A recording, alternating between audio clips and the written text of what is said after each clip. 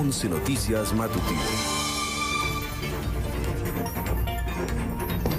Cierran fila los empresarios en torno a la presidenta Claudia Sheinbaum para fortalecer la economía y colaborar en las negociaciones con el gobierno de Estados Unidos. Además, trabajarán en el Plan México. Se dio a conocer el relanzamiento del sello Hecho en México. Inicia el despliegue de 10,000 elementos de la Guardia Nacional, esto en la frontera con Estados Unidos, para resguardar la seguridad. Informa el gobierno federal de la apertura de 40 nuevos hospitales y clínicas del IMSS y del ISSSTE en todo el país. Así se garantiza un servicio de salud de calidad para las y los mexicanos. En el mundo, Estados Unidos traslada al primer grupo de personas migrantes a la base militar de Guantánamo, en Cuba.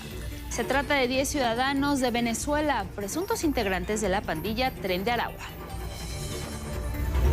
Y en la cultura se conmemoró el aniversario 86 del Instituto Nacional de Antropología e Historia. Fue en 1939 por decreto del expresidente Lázaro Cárdenas que se creó la dependencia e inició su labor de preservar, investigar y difundir el patrimonio arqueológico e histórico del país.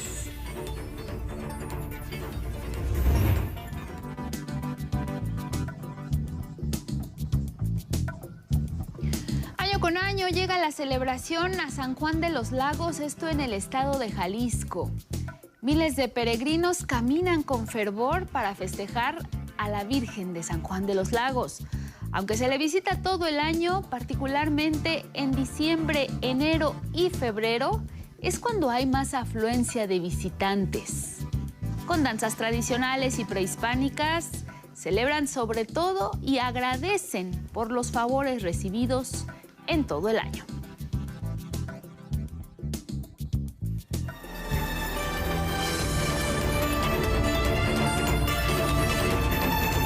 Y con estas imágenes les damos la bienvenida. Gracias por acompañarnos en esta mañana fresca en la Ciudad de México. ¿Cómo estás, Elvira Angélica Rivera? Guadalupe, muy buenos días. Así es, miércoles 5 de febrero. Bienvenidas y bienvenidos. Como siempre ya lo saben, lo más relevante siempre aquí en nuestra pantalla. Lía Vadillo, Magdalena Alejo, Jimena Raya son nuestras intérpretes en lengua de señas mexicana. Gracias por seguirnos en redes sociales. Nos pueden ver en la página de 11 Noticias Digital. Y nos pueden seguir y escuchar también a través de Radio Instituto Politécnico Nacional, porque estamos en el 95.7 de FM. Desde aquí les saludamos. También aparece un código QR en nuestra pantalla. Le pueden escanear y los lleva directamente a nuestro sitio 11noticias.digital. Y por supuesto, como todos los días, le invitamos a que nos comparta su opinión, sus comentarios. Pueden utilizar el hashtag 11 Noticias. Nos vamos directo con los detalles. Y comenzamos con la reunión de más de 300 líderes empresariales. Sigue el cierre de fila continua ante el llamado de la presidenta para fortalecer la economía, trabajar en el Plan México y colaborar en las mesas de trabajo que se establecerán con Estados Unidos. Los llamo el día de hoy es a seguir trabajando juntos y juntas y a seguir fortaleciendo este plan, donde todas y todos tenemos algo que aportar. Como lo he dicho, habrá cosas en las que no estamos de acuerdo y tampoco pasa nada, para eso es la democracia. Pero vamos a poner hacia adelante, y más en un momento tan importante donde nos necesita México. Compartimos con usted su llamado a la serenidad, pero anteponiendo siempre nuestros principios y sentido de unidad como nación, para privilegiar el diálogo frente a los desafíos que nos presenta la relación bilateral con nuestro principal socio comercial, no solamente en este momento, sino durante los próximos meses. En la reunión realizada en Palacio Nacional, la presidenta señaló que en este mes México tiene que mostrar a Estados Unidos cuál es la importancia de mantenerse como socios comerciales. ¿Qué tenemos que convencer? Primero, que somos la región con mayor potencial de todo el mundo, que no es que un país subsidie a otro, sino que somos socios, que eso nos da una fortaleza enorme frente a otras regiones del mundo. Segundo, pues ver exactamente qué es lo que se está planteando. Y tercero, que esa ya es nuestra tarea, seguir fortaleciendo la economía nacional. Ejemplo de esta situación, dijo, es que la paridad del peso frente al dólar no se disparó como muchos analistas auguraban. Por su parte, Marcelo Ebrard, secretario de Economía, dio a conocer la nueva estrategia para relanzar la marca Hecho en México, con la que busca fortalecer el mercado interno.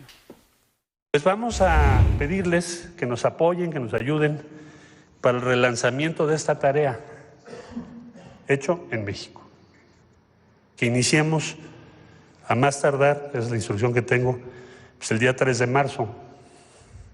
Que hagamos una gran campaña nacional, que reconozcamos lo que somos capaces, lo que hacemos, lo que valemos. ¿Por qué es tan importante para Estados Unidos estar en alianza económica financiera con nuestro país? ¿Por qué? Pues porque llevamos 40 años de resultados, pero hay que decirlo. Al terminar el encuentro, empresarios reiteraron su apoyo a la presidenta y la confianza en que se va a lograr una buena negociación con el gobierno de Estados Unidos. Se está generando la unidad que necesitamos para poder lograr soluciones a todo esto que tenemos enfrente. Va a haber turbulencia, sin duda, porque pues, así es la administración Trump. Pero yo creo que vamos a sacar esto adelante bien. Bueno, nos va a costar trabajo, pero lo vamos a sacar bien. Y mire, uno de los indicadores que fortalecen la economía de nuestro país son las remesas que envían nuestras y nuestros compatriotas desde Estados Unidos. El 2024 cerró con un monto récord de este indicador, que llegaron a 64.745 millones de dólares en el año. Es decir, 2.3% más de lo que se registró en 2023, cuando ascendieron a 63.319 millones de dólares. Esta es una cifra histórica si consideramos que, por ejemplo, en 2022, el total de lo que enviaron nuestras paisanas y paisanos fue de 58.497 millones de dólares. O en 2017, antes de iniciar el gobierno del presidente López Obrador, las remesas fueron de solo poco más de 30.291 millones de dólares. Otro dato económico que también refuerza esto de lo que hablaba la presidenta Claudia Sheinbaum sobre las finanzas sanas es el peso. La moneda mexicana terminó la sesión de este martes en 20 pesos con 55 centavos por dólar, contra 20 pesos con 68 centavos del viernes anterior, lo cual significa una apreciación del 0.7%, luego de que el lunes la presidenta Claudia Sheinbaum y el mandatario estadounidense Donald Trump negociaran una pausa en la entrada en vigor de los aranceles de 25% a las exportaciones mexicanas. Y así como las remesas son una muestra muy clara de la aportación que nuestros paisanos en Estados Unidos hacen a la economía de México, sus empleadores norteamericanos también destacan la importancia de su trabajo y la contribución económica que tiene su labor. Vamos a ver cómo las personas migrantes reciben apoyo ante las políticas implementadas durante la nueva administración de la Casa Blanca. Federico Campbell Peña. En Estados Unidos, nuestros paisanos trabajan los 365 días del año. No importa si es bajo los rayos del sol, el viento o nevada. Así trabajamos aquí, así nos ganamos la papa diario. Por su responsabilidad en entrega y entusiasmo, algunos patrones han destacado su importante contribución, por lo que los defienden y rechazan las redadas de la migra para detener a las personas migrantes que no tienen documentos para trabajar. Algunos aprenden español para comunicarse con sus empleados, conocen sus costumbres y les toman cariño. ¿De dónde eres, Jerónimo? Yo soy de Oaxaca. ¡Arriba, Oaxaca! Destacan que son trabajadores esenciales. En la industria láctea, el 80% de los trabajadores son indocumentados. ¿Cómo consigues leche, queso? Si no tienes a esta gente trabajando en las granjas, si no tenemos a esta gente que labore en las granjas, tú no comes, yo no como, no existimos como país. Otros empleadores reconocen que los estadounidenses no trabajan como los mexicanos. Resulta que casi nadie de aquí viene para aplicarse. No tienen interés en hacer el trabajo. Los trabajadores domésticos nunca vienen, casi nunca vienen. Y si es que vienen, aguantan un día, 2 días y se van. Los que sí vienen son los mexicanos, que están dispuestos a hacer el trabajo. Y si no fuera por ellos, estaríamos en problemas. Su presencia y participación en la economía se ha sentido más en los últimos días, ya que desde el 20 de enero, con la llegada de Donald Trump a la presidencia, En algunas granjas se han ausentado por temor a redadas. No se presentó nadie. No se presentó nadie. Que me tienen aquí trabajando solo ya. Aquí tengo el amarre de uva que no se ha hecho, lo estoy haciendo yo solo. 11 Noticias, Federico Campbell Peña. Y mire, otro asunto que también tiene que ver con aranceles es pues lo que anunció el gobierno de Ecuador. Ante ello, la presidenta Claudia Sheinbaum minimizó estos aranceles anunciados de 27% que aplicó el presidente de ese país, Daniel Noboa, a las importaciones de productos mexicanos. Se le preguntó directamente a la presidenta y ella hizo el comparativo del volumen de exportaciones de México hacia el país sudamericano y remató con un comentario alusivo al comercio desleal de camarones ecuatorianos a nuestro territorio. El presidente de Ecuador, Noboa, anuncia aranceles del 27%. Ayer pregunté qué tanto importábamos, creo que es el 0.4.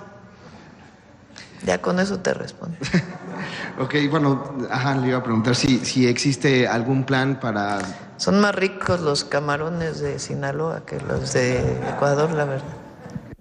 Bueno, pero los efectos de las decisiones de Donald Trump sí han tenido algunas repercusiones, sobre todo en la guerra comercial entre Estados Unidos y China. Ya hay un antecedente y esto lo está reforzando. Sabemos que el martes entraron en vigor los aranceles del 10% que el presidente norteamericano impuso a productos chinos. El gigante asiático no se quedó callado ni inmóvil, respondió.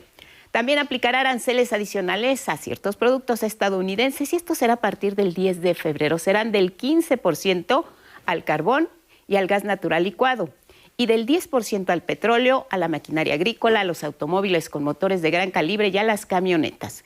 Como parte de las medidas de represalia, China también iniciará una investigación antimonopolio contra la empresa estadounidense Google.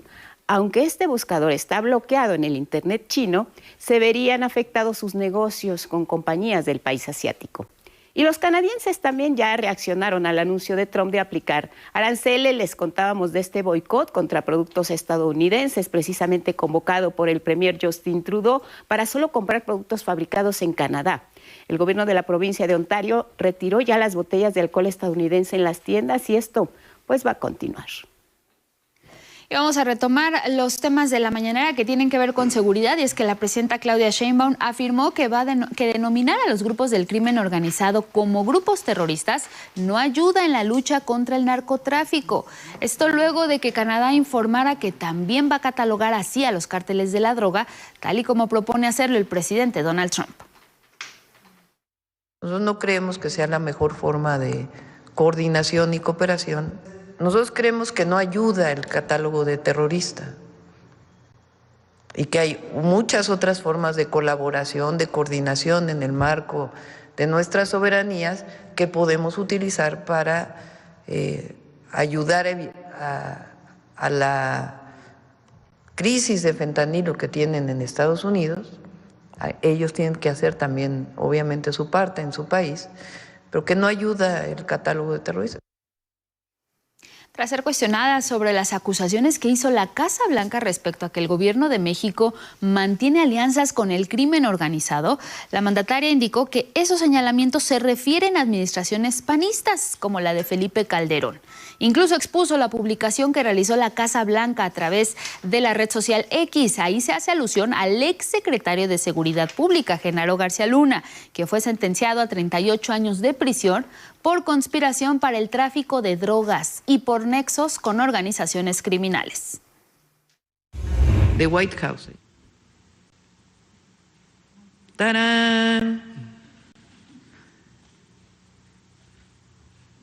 Exsecretario de Seguridad Pública sentenciado a 38 años de prisión. O sea, la prueba de la Casa Blanca es una nota de AP, creo que es, ¿no?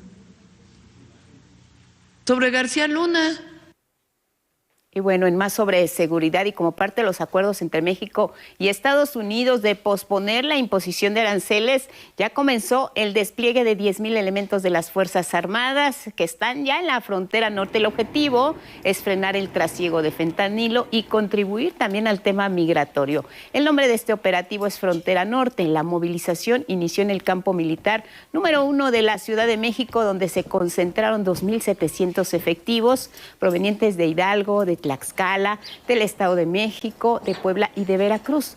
Los elementos se trasladan algunos vía terrestre a Tijuana, Tecate y Mexicali en Baja California y San Luis Río Colorado y Nogales, Sonora, pero también hay presencia en Ciudad Juárez, Chihuahua y Nuevo Laredo, Reynosa y Matamoros en Tamaulipas.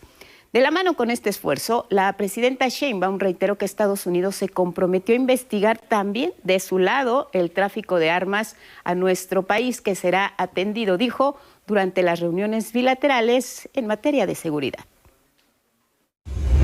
El grupo de trabajo sobre seguridad, el objetivo que tiene es, primero, construir una región donde no haya violencia y haya paz, y disminuya el consumo y la distribución, particularmente de esta droga, del fentanilo, aunque no solo. Entonces ellos se comprometieron a que en este grupo de trabajo ellos también van a investigar, y además nosotros lo vamos a pedir en el grupo de trabajo, pues la entrada de armas de alto poder de Estados Unidos a México. La presidenta Claudia Sheinbaum condenó que hoy en día los cárteles mexicanos posean armas de alto poder para sus operaciones. ¿Cómo es posible que en México haya lanzagranadas que se han incautado de los grupos delictivos cuando este tipo de armas de alto poder solo es de uso exclusivo del ejército en Estados Unidos? También respondió las inquietudes sobre la presencia de un avión de la Fuerza Aérea estadounidense que se localizó sobre el Golfo de California. Explicó que esta aeronave no cometió ninguna violación porque se encontraba en el espacio aéreo internacional. Y mire, para el presidente de la American Society of México, Larry Rubin, el TEMEC seguirá vigente y será el único mecanismo que podrá desarticular cualquier nubarrón de imposiciones arancelarias. Y es que anticipó que hay altas posibilidades que los temas de migración irregular y tráfico ilegal de fentanilo queden fuera de la revisión del acuerdo comercial firmado entre México y Estados Unidos con nuevas alianzas para contrarrestar ambas problemáticas fronterizas. No vemos riesgos como tal porque sabemos que los dos países, y los tres, incluyendo Canadá, tienen un interés genuino en una negociación, una terminación de negociación del Tratado de Libre Comercio. Sin duda este fin logra derribar cualquier tipo de arancel, pero sí vemos muy posible que exista un acuerdo bilateral firmado por las dos naciones de trabajo conjunto para resolver estos dos grandes temas que han abarcado la agenda bilateral ya por muchas décadas. Expuso que el presidente Donald Trump sabe de la imprescindible importancia de la mano de obra mexicana, por lo que solicitó a la Cámara de Representantes la autorización de más de 2 millones de visas H-2B, que son temporales, no agrícolas y sin restricciones para ingresar a territorio estadounidense. Ha solicitado al Congreso incrementar el número de visas de trabajadores significativamente.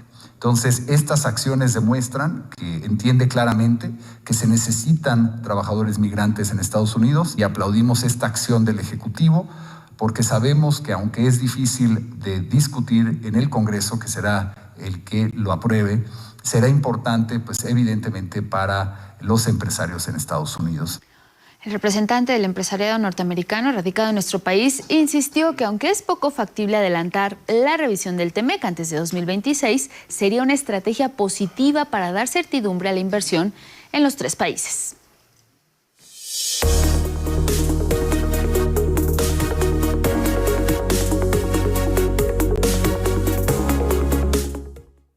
Momento de revisar nuestro portal y las planas de los diarios. Siempre lo puede checar. Tiene la información puntual en la palma de su mano. Si tiene un celular, cualquier dispositivo, ahí está. Nuestro espacio de noticias y cualquiera de los que conforman 11 Noticias, Meridiano, Nocturno, 11 Lab Dominical, los puede ver en tiempo real al momento de su transmisión. La información, por supuesto, que realizamos por parte de los reporteros a lo largo del día. Diputados reciben lista de perfiles para elecciones del Poder Judicial. El invierno continúa, los casos de influenza persisten. ¿Qué hacer para prevenir? Puede resultar interesante tener esta información de salud. El INE prepara un simulacro de la elección del Poder Judicial. El canciller descarta el envío de mexicanos a Guantánamo. Sabemos que Donald Trump ya envió al primer grupo de personas a este lugar. Y bueno, nuestras entrevistas, la mañanera del pueblo, todo lo que usted quiere revisar lo tiene en el portal de 11 Noticias. Vámonos directo con los diarios, si les parece. Iniciamos ahora nuestra revisión con la jornada. Trump: nos adueñaremos de Gaza, dice el presidente de Estados Unidos. Irse, única opción de palestinos, es la nota principal esta mañana en la jornada. Será la costa azul de Medio Oriente. Donald Trump sostiene una reunión en la Casa Blanca con el primer ministro israelí Benjamín Netanyahu.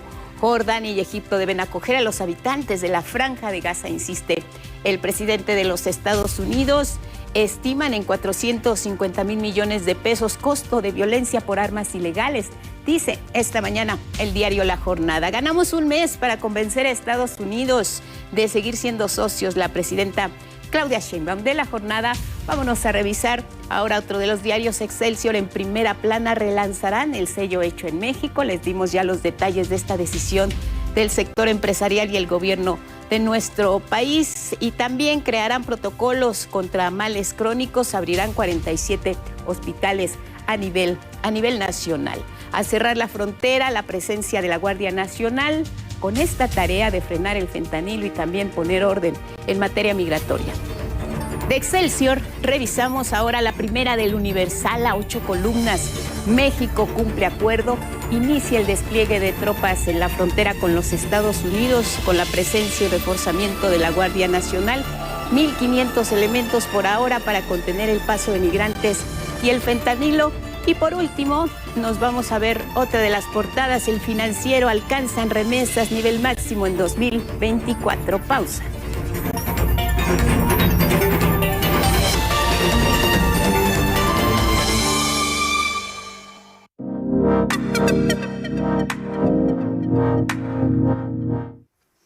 Y bueno, 6:30 de la mañana, seguimos en 11 Noticias y ahora nos vamos a enlazar hasta Denver, Colorado, con el doctor Héctor Frisby, especialista en diferentes sustancias, particularmente en opioides, y precisamente queremos platicar de este asunto que tiene que ver pues con una crisis allá en Estados Unidos de adicciones, particularmente de fentanilo ilegal, y bueno, pues sobre ello queremos comunicarnos y conversar. Buenos días, doctor, bienvenido.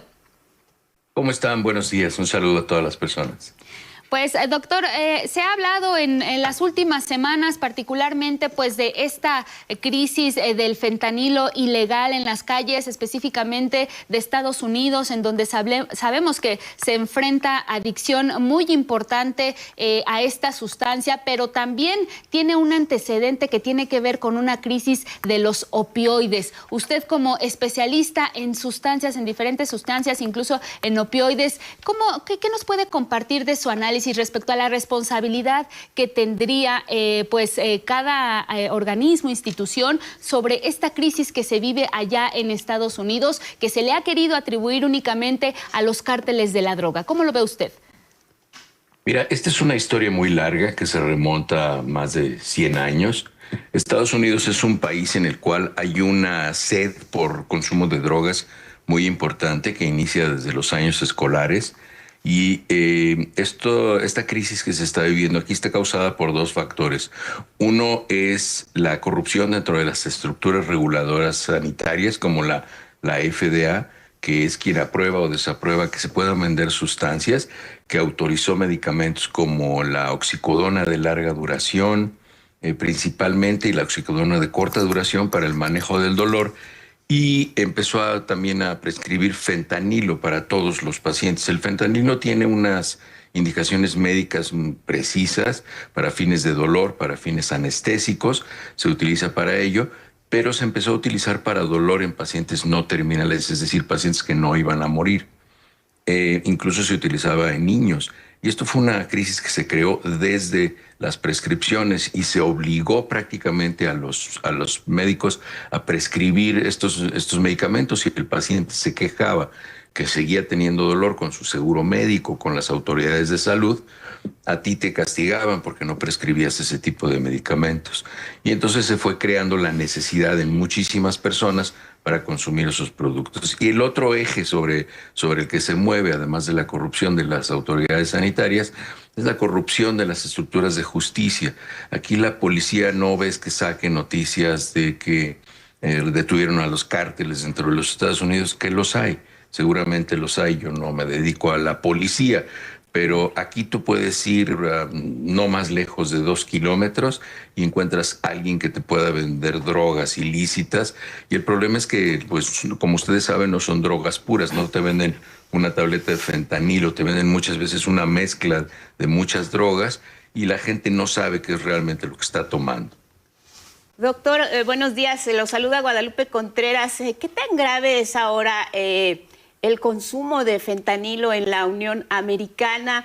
Y si, bueno, suponiendo en el terreno de que México pudiera cerrar sus fronteras, impedir el paso de esta sustancia psicoactiva a la Unión Americana, ¿podría continuar igual el índice elevado que ha cobrado la vida de miles de personas, incluso de jóvenes que ahora están pues sumidos en esta adicción en los Estados Unidos? ¿No se elabora esta sustancia al interior de la Unión Americana, doctor? La verdad es que yo no me atrevería a decir que no se elabora la sustancia aquí al interior de los Estados Unidos. Probablemente sí se haga, no lo sé, pero siempre Estados Unidos se las ha ingeniado para tener alguien que les distribuya drogas. Si no ha sido países de Asia, ha sido Afganistán, ha sido Colombia, ha sido México, han sido otros países, pero en Estados Unidos la costumbre de consumir drogas dentro de la población es una situación hasta cultural.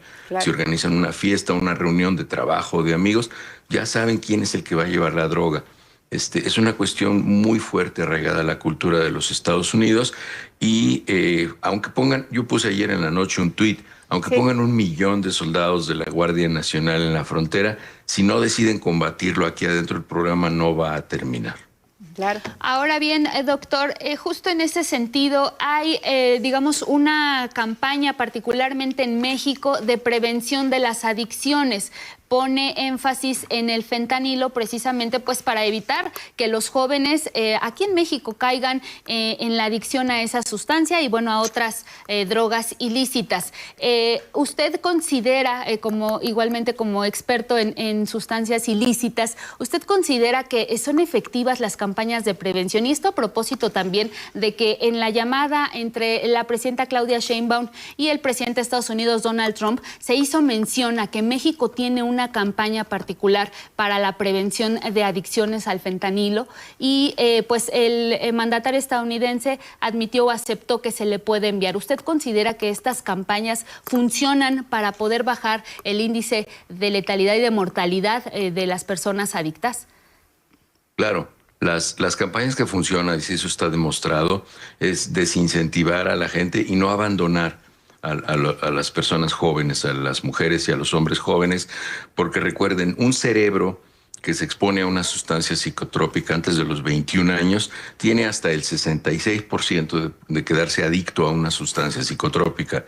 No está maduro el cerebro y puede generar una adicción. Es muy difícil que una persona mayor de 30 años se haga adicta después de probar una sustancia, pero la gente joven no debe consumirla porque su cerebro va a estar solicitando la droga para no generar esas vías que le van a causar ansiedad si no consume algún tipo de droga. Entonces, es por eso que los narcotraficantes regalan la droga en las escuelas, las primeras dosis, porque saben que una vez que se hace adicta a una persona, va a hacer lo que sea para conseguir la droga. Entonces, es muy importante que también México identifique dónde están las estructuras de distribución de la droga y que desincentive. Y pues sí, lo más importante es que las familias estén integradas, que le presten atención a sus jóvenes, que vean qué es lo que están haciendo, que detecten cualquier modificación de la conducta, y esto tiene que ser en conjunto con las escuelas. Las escuelas y las familias tienen que hacer una intervención para estar atentos de cuáles son los cambios de conducta de los menores. Eso aquí en Estados Unidos no sucede. En la casa prácticamente la mayoría de los muchachos y las muchachas crecen como la hierba, y en las escuelas, por respeto a sus derechos y su libertad, no se meten en esos asuntos.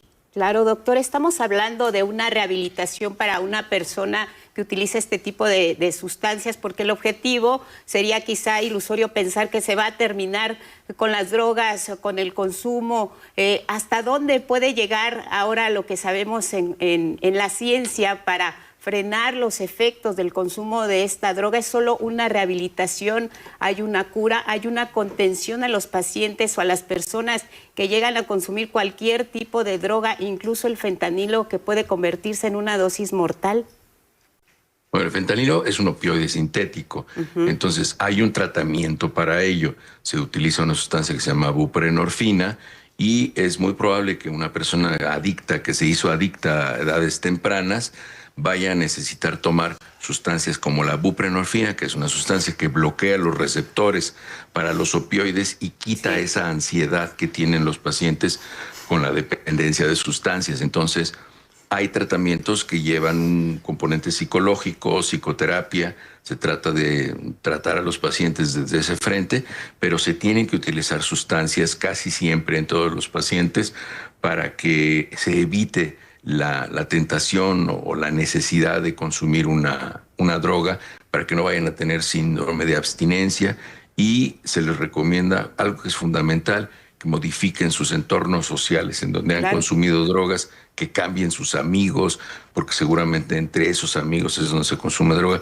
No es sencillo, es complejo, y es por eso que hay que prevenir antes de remediar, pero sí hay estructuras y protocolos que tenemos para tratar a los pacientes que tienen adicciones.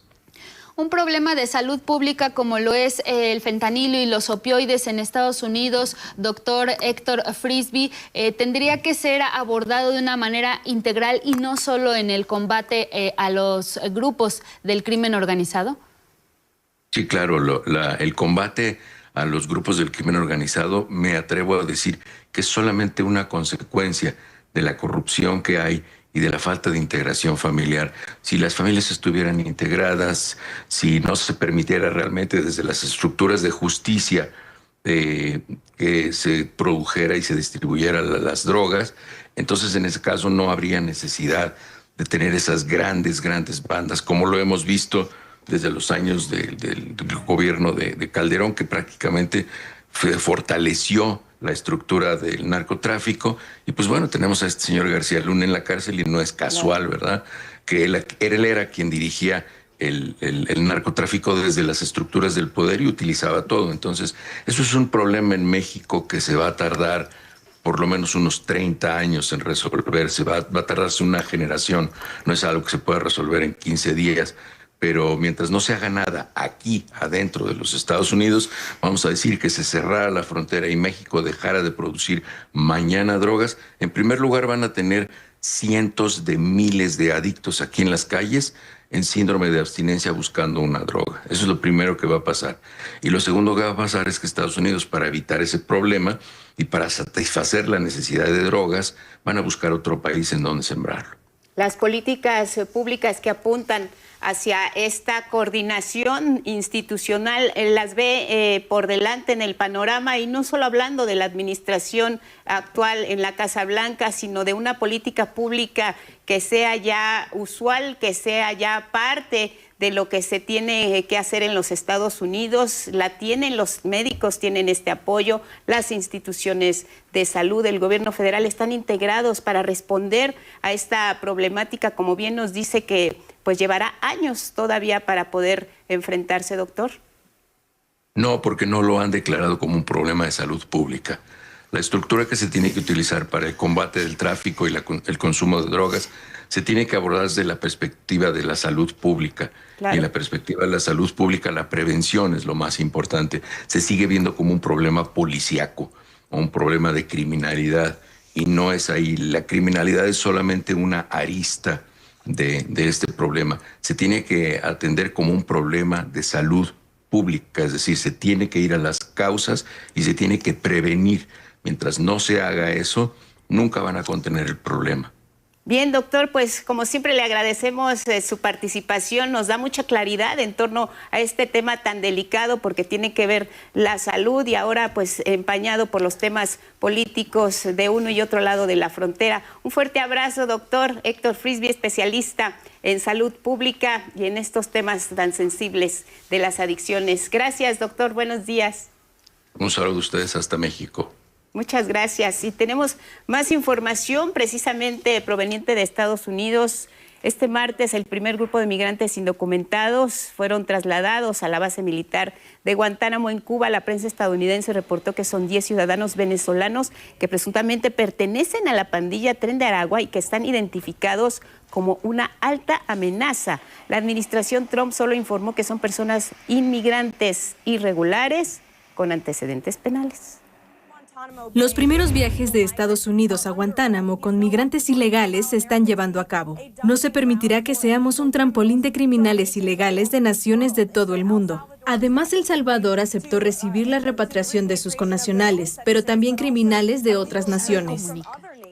Desde el domingo pasado, marines estadounidenses partieron hacia la bahía de Guantánamo para apoyar en las operaciones de recepción de estas personas migrantes. Se prevé sean llevados allá hasta 30,000 para ser confinados en esa base militar. Cabe recordar que en ese lugar se encuentran también personas sospechosas de terrorismo, incluidos los acusados de participar en los atentados del 11 de septiembre de 2001 y además se han denunciado casos de tortura y de detenciones ilegales. Aquí en México, el canciller, el secretario de Relaciones Exteriores, Juan Ramón de la Fuente, garantizó que ningún connacional va a ser deportado por el gobierno de Estados Unidos a la prisión de Guantánamo y destacó las gestiones de las autoridades de nuestro país para recibir a todas las y los mexicanos que pudieran eventualmente ser deportados por Estados Unidos. Sobre ese tema de Guantánamo les puedo decir que ningún mexicano, ninguna mexicana va a ir allá bajo ninguna circunstancia. Desde que se dio la noticia, se envió a la Embajada de los Estados Unidos una nota diplomática, justamente diciendo que aquí vamos a recibir a todas y a todos los mexicanos que así lo deseen. Y eso es lo que ha ocurrido hasta ahora y es lo que va a seguir ocurriendo. Al participar en la plenaria de los senadores de Morena y del PT, el canciller Juan Ramón de la Fuente reiteró que el flujo de personas migrantes en la frontera es el que se había registrado en los últimos meses, es decir, no hasta ahora ha habido un aumento. Y mire, vamos a cambiar de tema porque los servicios de salud de nuestro país se amplían para ofrecer atención de calidad a mexicanas y mexicanos. Y es que el gobierno de México anunció la apertura de más hospitales y clínicas del IMSS Bienestar y también del ISSSTE. En este 2025 entrarán en operación 40 nuevos hospitales y clínicas en todo el país, con el objetivo de garantizar el acceso a la salud de todas las y los mexicanos. Un esfuerzo muy importante, va a dar una capacidad muy importante en todo el país. Entonces, para que todas y todos lo sepan, que estamos trabajando muy fuerte para poder avanzar todavía más en el sistema de salud.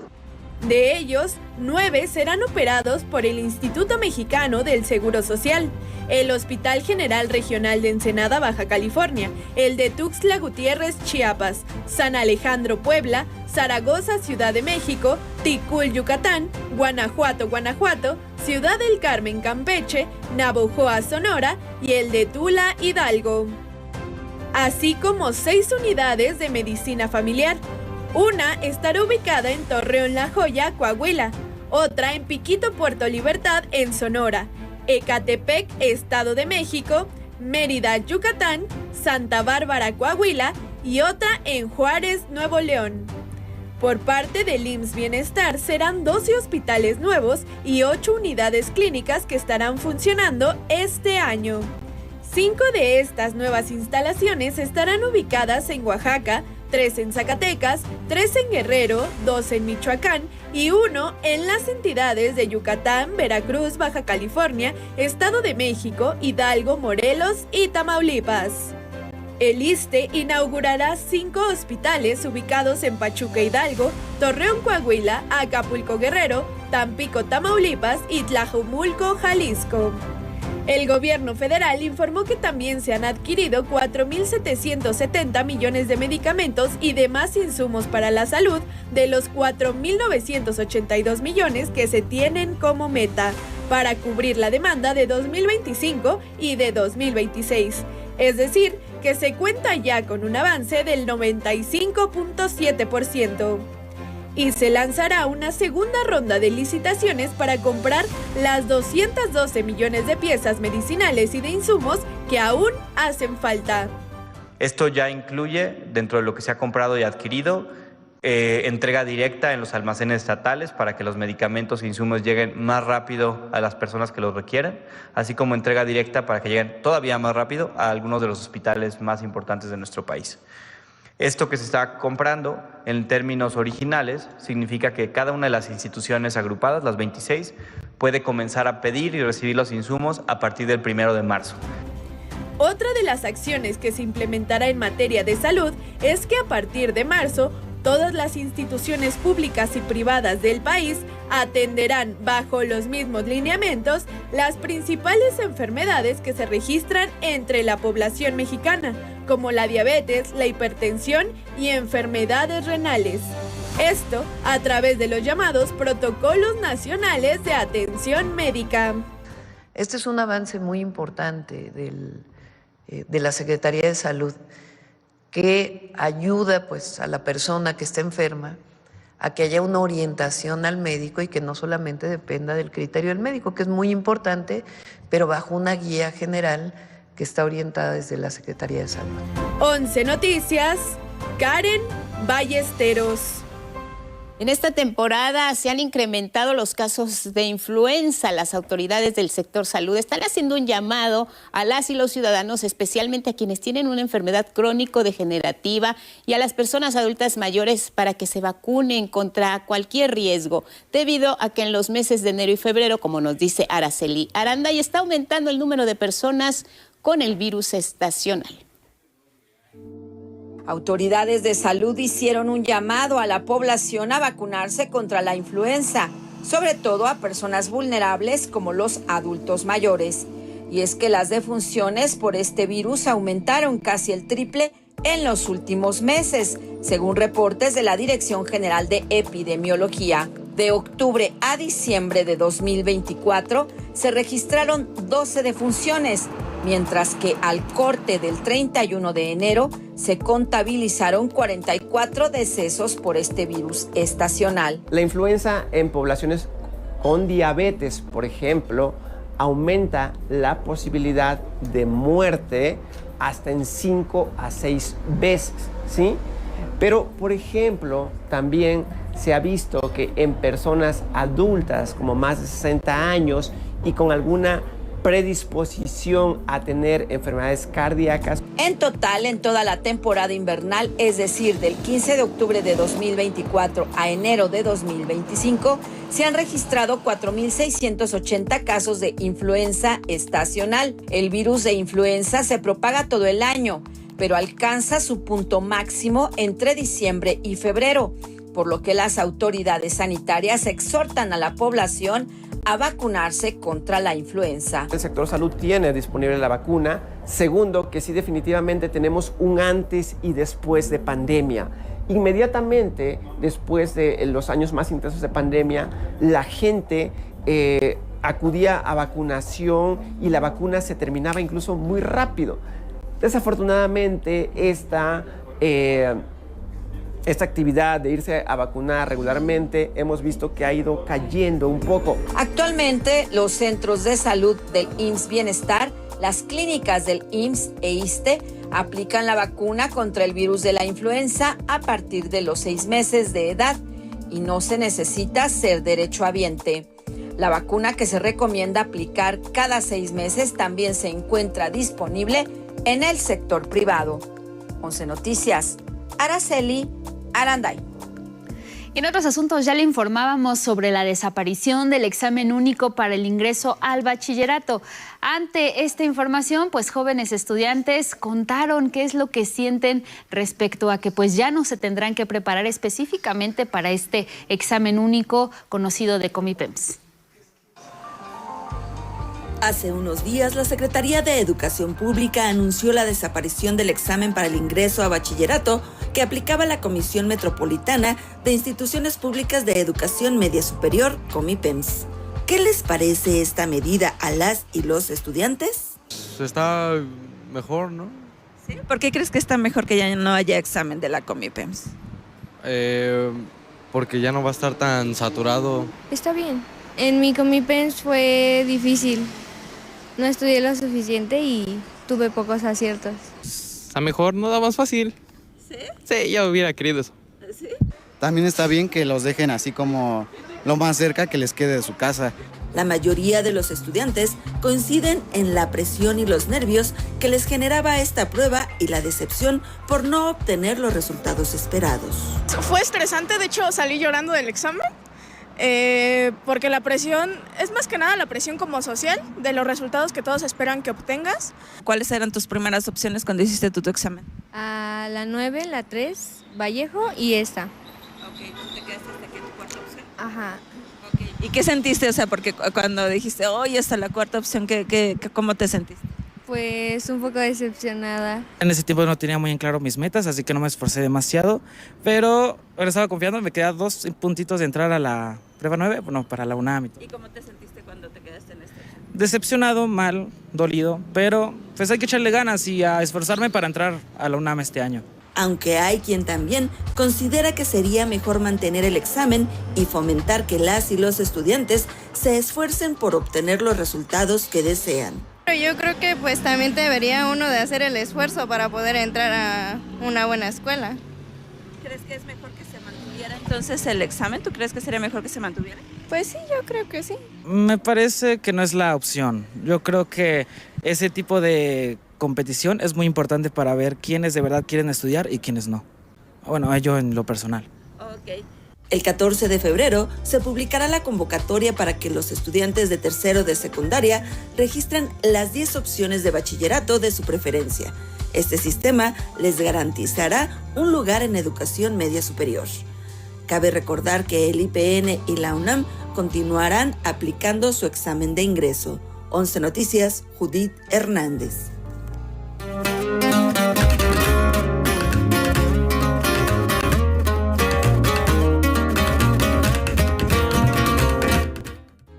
Miguel, buenos días. Además vienes todavía con aquí un poco de merengue de pastel o chantilly, ¿qué es?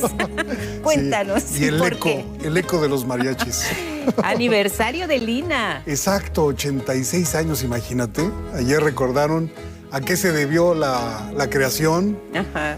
Muchas historias, o sea, se hizo en un museo donde estuvo por primera vez un museo relacionado con la arqueología, historia, antropología, que está en Moneda 13. Lo que sigue de Palacio Nacional, la siguiente puerta hacia atrás es la de ese museo. Wow. Y ahí se filmó una película de Cantinflas en blanco y negro, donde en alguna escena se ve la Piedra del Sur. Y bueno, porque ahí estuvo. Entonces, un lugar significativo para celebrar 86 años. Y hay personajes clave en ese aniversario. Eduardo Matos Moctezuma. Claro. Pues ayer decían, casi tiene la edad. No sé si Elina de Matos o Matos de... Ahí se van. Ahí se van. Entonces, bueno, que estuviera él ahí presentando un libro acerca del instituto, pues fue muy gozoso, pero esa fue una pequeña parte de lo que se hizo ayer para celebrar 86 años. Oye, y me decías también que pues este libro está muy interesante porque incluso viene en 2 tomos. Hay mucho que contar.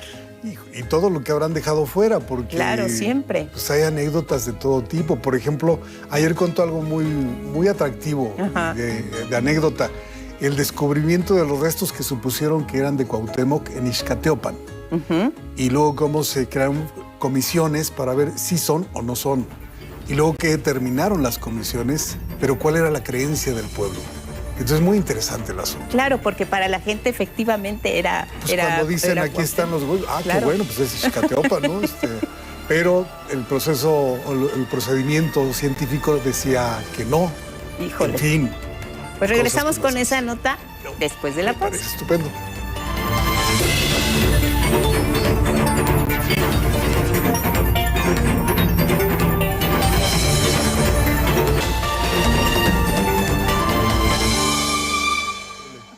Decíamos que vamos a hablar de Lina. Miguel, te escuchamos. Y su cumpleaños. Y su cumpleaños. Un festejo en el centro histórico. Aquí la historia. Con pastel y mariachi, autoridades festejaron el aniversario 86 del Instituto Nacional de Antropología e Historia. el INAH contribuye al fortalecimiento de la identidad nacional, a la construcción del sentido de pertenencia, al reconocimiento de un origen y una memoria compartida. El 3 de febrero de 1939 se creó por decreto del presidente Lázaro Cárdenas. Y en la labor de preservar, investigar y difundir el patrimonio arqueológico e histórico del país, actualmente cuenta con 867 investigadores, 200 arquitectos, 180 restauradoras y restauradores, 2.625 trabajadores eventuales, más de 1.600 proyectos de investigación anuales, 165 museos, 194 zonas arqueológicas y una paleontológica, además de 60.000 registros de sitios arqueológicos, 110.000 edificios históricos y una red de 66 bibliotecas, la Fonoteca y Fototeca Nacional, y 3 escuelas abocadas a la formación de especialistas. 86 años de trabajar como la gran institución del Estado mexicano que se ocupa del estudio, el cuidado, la valoración, la recuperación, la protección legal y técnica, la difusión y el disfrute social del patrimonio cultural de los mexicanos. En el Museo Nacional de las Culturas del Mundo, primera sede del Museo Nacional de México, el festejo y el reconocimiento de esta institución. El INAH es central en este momento histórico en la investigación de la diversidad, de la pluriculturalidad, desde las distintas trincheras, y bueno, van a tener todo el apoyo, como se ha mencionado.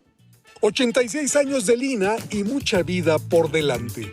Con imágenes de Ángel Corona y Dante Gutiérrez, 11 Noticias, Miguel de la Cruz. Bueno, pues ahí la fiesta, y quien también estuvo de fiesta es el artista mexicano Gabriel Orozco, inaugurando una exposición en el Museo Jumex. Aquí la historia. Comprender a partir de lo que se mira y aprender a manejar materiales a partir de la práctica artística es parte de las indagaciones de Gabriel Orozco, Politécnico Nacional. Muestra que en algunos visitantes causó confusión. Yo pensé que era algo de José Clemente Orozco. Y luego vi Politécnico, dije, bueno, entonces a lo mejor hay 2 exposiciones diferentes, ¿no? Pero no, pues me quedé sorprendido de lo que plasman, de lo que están exponiendo, porque realmente son cosas simples que no, en la vida cotidiana no le presta a uno mayor tiempo. El artista asoció el prefijo griego poli a la variedad de técnicas que ha explorado en más de 3 décadas de trayectoria y que en el Museo Jumex se exhibe con 300 piezas dispuestas en 3 galerías y sótano. Venimos ahora sí del estado de Puebla, viendo algo diferente. Me llamó mucho la atención la mesa de billar que tienen y la manera en que están intentando pegarle a la bola que está en continuo movimiento. Encuentro de generaciones que disciernen entre la pintura, escultura e instalaciones, pocas veces expuestas juntas. Sí habíamos visto parte de algunas piezas, como por ejemplo la famosa y polémica caja vacía, ¿no?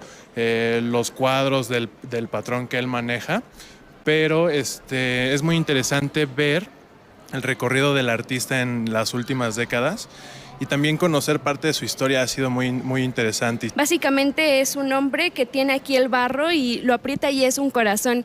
E independientemente de lo que haya querido transmitir el artista, para mí fue algo que me llegó porque yo como persona que le encanta crear, dibujar y todo lo que se pueda, sin duda las manos son este medio, esta extensión que tenemos como humanos para poder transmitir esos sentimientos en cosas que sean visibles. Gabriel Orozco, Politécnico Nacional, hasta el 3 de agosto, en el museo ubicado en Cervantes Saavedra 303, Colonia Irrigación.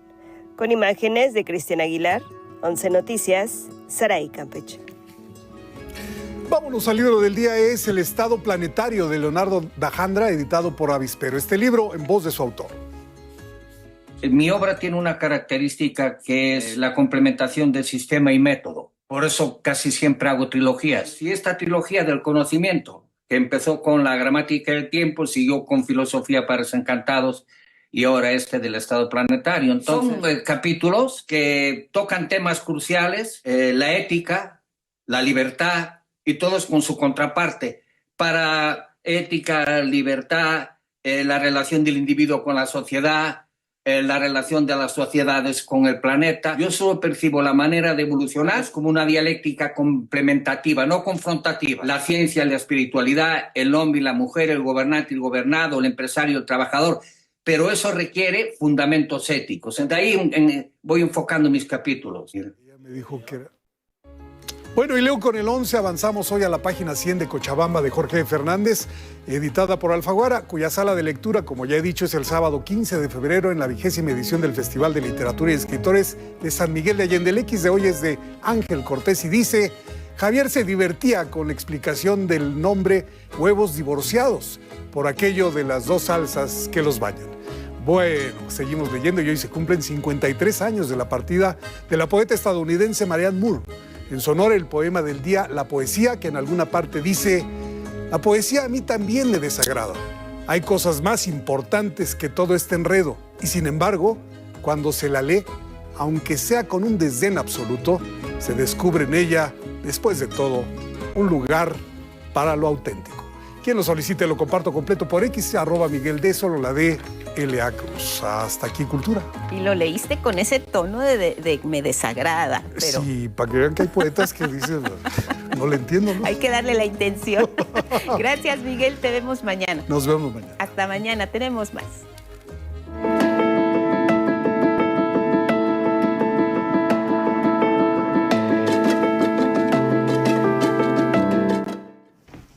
En esta mitad de semana es importante saber cómo están las condiciones climatológicas para este día y para lo que resta de la semana. ¿Con quién más? Ismael Marcelo en el Estado del Tiempo. Buenos días, Ismael. Hola, Angélica, ¿cómo estás? Muy buenos días. Lupita, amigas, amigos del 11, ¿cómo están? Muy buenos días. En cuanto al pronóstico del tiempo, después de 4 días de granizadas, en la imagen de satélite podemos observar que la Dana por fin abandona nuestro país para adentrarse lentamente al Golfo de México. Ayer por la tarde el fenómeno dejó fuertes precipitaciones acompañadas de descargas eléctricas y granizo en el área metropolitana de Monterrey, Nuevo León. Usuarios de redes sociales lograron captar el momento en el que un rayo toca el suelo en el municipio de Apodaca. Sus efectos también se resintieron en la región central del país, específicamente en Cuautitlán Izcalli, Estado de México, y en el municipio de Terrante, Tlaxcala. En las próximas 72 horas estaremos bajo los efectos de un sistema anticiclónico allá sobre el noroeste de México que producirá ambiente muy caluroso, especialmente en el Pacífico mexicano, donde las temperaturas podrían alcanzar los 40 grados Celsius. Esto previo al fin de semana, cuando esperamos la llegada de otro frente frío al norte del país y del cual le hablaremos en nuestros próximos espacios. Ahora vamos a nuestro pronóstico por regiones. Para el sureste esperamos algunas lluvias y chubascos con descargas eléctricas la tarde de este día. El viento soplará del norte con rachas de 50 a 70 kilómetros por hora en el Istmo y Golfo de Tehuantepec. También tendrán algunos chubascos acompañados de descargas eléctricas en Campeche y en el sur de Quintana Roo. Aún así, el ambiente será muy caluroso con máximas cercanas a los 30 grados, como en Mérida, Yucatán, que alcanzarán los 34, en Tizimín 31, Tulum con 27 grados Celsius y en Carrillo Puerto, Campeche con 31 grados. Precipitaciones de menor intensidad habrá en Puebla, Morelos, Tlaxcala, Estado de México, y también se esperan algunas lluvias como en la región de Milpa Alta, ya aquí en la Ciudad de México. Las temperaturas oscilarán entre 22 y 24 grados Celsius aquí en la capital del país, Pachuca con 21 grados, Tlaxcala también con 21 y la Ciudad de Puebla con 23. Hoy no lloverá en el norte del territorio nacional, lo que sí tendrán son nieblas en Coahuila, Nuevo León y Tamaulipas. Aún así, las temperaturas continuarán altas, por ejemplo, en Chihuahua, donde llegarán a 26 grados, Ciudad Juárez con 23, al igual que Zacatecas y en Durango con 25 grados Celsius. Para el occidente se pronostica también cielo despejado y temperaturas calurosas, 30 grados en Guadalajara, Tepic con 31, Zamora, Michoacán con 28 grados Celsius y en Ojuelos, en Guanajuato, llegarán a los 23. Un día soleado también se pronostica para la península de Baja California, en Sonora y en Sinaloa, con 32 grados en Los Mochis, Agua Prieta con 25, Hermosillo con 29, Guerrero Negro con 19 y La Paz con 26 grados Celsius. Es todo en cuanto al pronóstico del tiempo. Ahora cuidarse de las altas temperaturas y nos vemos el día de mañana.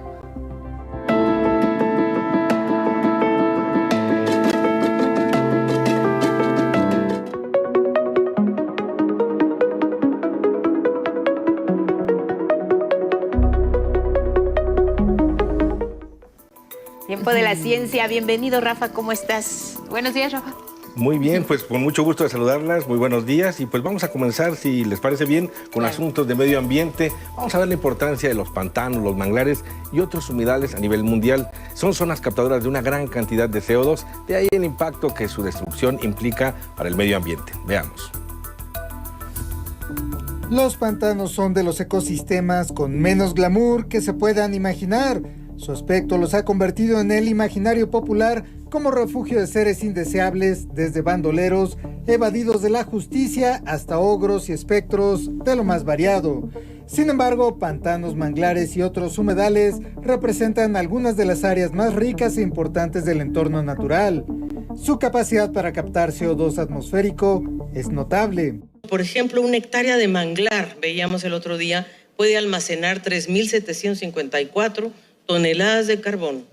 Fíjense lo que significa esto. Es el equivalente a 2.650 automóviles en un año.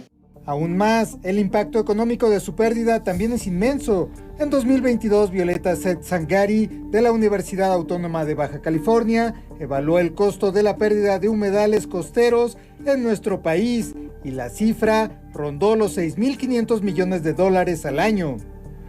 Pero ¿de dónde sale una cifra como esta? Además de su enorme capacidad para captar CO2, en ellos hay filtración de aguas residuales, control de inundaciones, contención de la erosión, generación de nutrientes que enriquecen áreas de cultivo, moderación de la temperatura ambiental. De ahí la importancia de que en 1975 en la ciudad iraní de Ramsar se firmara un convenio para resaltar y proteger a los humedales. Y se listara a los más importantes para el planeta, de los que México tiene varios. Nuestro país es el segundo país con mayor número de humedales del mundo. Tenemos 144 humedales de importancia internacional que han sido reconocidos como sitios Ramsar y somos el segundo después de Gran Bretaña. Sin embargo, Gran Bretaña ha perdido el 95% de sus humedales. Y aunque la situación no es tan grave en México, pues de acuerdo con César Velázquez de la Universidad Veracruzana, hemos perdido el 62% de los humedales costeros. Se trata de 7 millones de hectáreas. Por ello es relevante que Texcoco, el principal humedal de la cuenca del Valle de México, fuera declarado por la UNESCO como sitio de demostración hidroecológica. Actualmente hay 63 sitios demostrativos en el mundo, 17 de ellos en América Latina, y esta ANP Parque Lago de Texcoco es el primero que tenemos en México. México aún cuenta con más de 8 millones de hectáreas de humedales. Sin embargo, su mayor peligro no está en nuestra imaginación.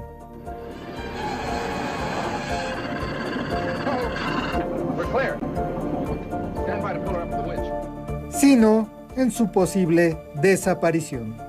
11 Noticias, Carlos Guevara Casas. En otros asuntos, en Sinaloa se han rescatado 11 grandes felinos en los últimos 5 meses de predios que solían estar en manos de la delincuencia organizada. Los animales decomisados se han trasladado al santuario Ostoc en Culiacán, donde se les brinda atención y alimentación adecuada. De acuerdo con Ernesto Zazueta, director de Ostoc y también de la Asociación de Zoológicos de México, lamentó que el gobierno federal no disponga de más espacios para atender a estos felinos, que representan actualmente una inversión de $300,000 mensuales cada uno. y la madrugada del martes se pudo observar el paso de una estrella fugaz sobre el volcán Popocatépetl. A pesar de recibir ese nombre, lo que vimos no fue una estrella fugaz, es en realidad un meteoroide, es decir, objetos de distintos tamaños que vienen del espacio.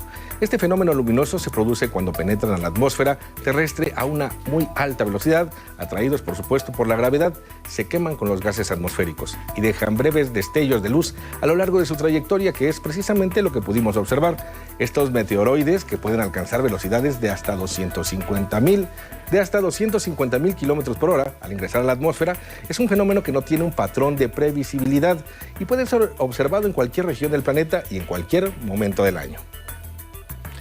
Y en asuntos de salud, un problema sanitario global es la resistencia a los antibióticos. ¿Pero qué significa? Hay enfermedades virales como la influenza, a la que comúnmente llamamos gripe o catarro, o la COVID. Los virus provocan síntomas específicos. Lo más común es tomar antivirales. Por otro lado, hay enfermedades provocadas por bacterias como la tuberculosis o la gonorrea, para las cuales se requiere de antibióticos para curarlas. Sin embargo, cuando se usan antibióticos en exceso o no de la manera indicada, existe la posibilidad de que algunas bacterias sobrevivan, se hacen resistentes al medicamento y esto provoca cada año la muerte de 700,000 personas por infecciones bacterianas resistentes a los antibióticos. De acuerdo con la Organización Mundial de la Salud, un estudio publicado en España revela que las bacterias resistentes a los antibióticos causan hasta 8 veces más muertes de las que se estimaban. Las autoridades médicas recomiendan tener una buena higiene personal y al momento de preparar alimentos para prevenir enfermedades bacterianas y no usar antibióticos cuando hay resfriados o gripe. Pues esta es la información que tenemos preparada de ciencia. La automedicación, Rafa, por ahí no es. No, por ahí por supuesto no es. Es importante pues ser cuidadosos y atender sobre todo pues el llamado de los médicos. Claro. Cuando cuando es una gripe, pues hay algunos antihistamínicos, pues otro tipo de medicamentos que ayudan a resolver los síntomas, pero bueno, el uso indiscriminado de antibióticos, vaya que nos ponen en serios problemas de salud. Oye, Rafa, yo me quedo un poco con este nombramiento de la UNESCO del lago de Texcoco como lugar o sitio demostrativo de ecohidrología. Hay muy pocos en el mundo con este título que le da la UNESCO y definitivamente pues es en beneficio de los habitantes, ¿no? También. Por supuesto, y en beneficio de pues toda la región. Hay que recordar que justamente los humedales, bien lo mencionaba Carlos en la historia, Carlos Guevara, los humedales son sitios que ayudan a regular la temperatura de la región, pero sobre todo sitios como el lago de Texcoco también contribuyen a la biodiversidad, sobre todo cuando son sitios donde hay pues especies tan especializadas o endémicas. Es el caso, por ejemplo, del mezcalpique, un pez que recién fue redescubierto en esa zona del lago de Texcoco. Actualmente se están haciendo también algunas reintroducciones ya pues para justamente vitalizar, digamos, toda la vida que solía haber en ese espacio y es justo la importancia de este nombramiento, es decir, se está dando un estatus de importancia universal, digamos, o global a un humedal, pero también poner los focos, pues, o los ojos para que las autoridades puedan tomar acciones justamente para su rescate. Claro, porque hay una responsabilidad también y tienes que preocuparte por preservarlo, por cuidarlo, por mantenerlo, por ayudar a que conserve precisamente esta denominación. Bueno, Rafa, pues te vamos mañana. Oye, nada más no me quiero quedar con esta duda del meteoroide.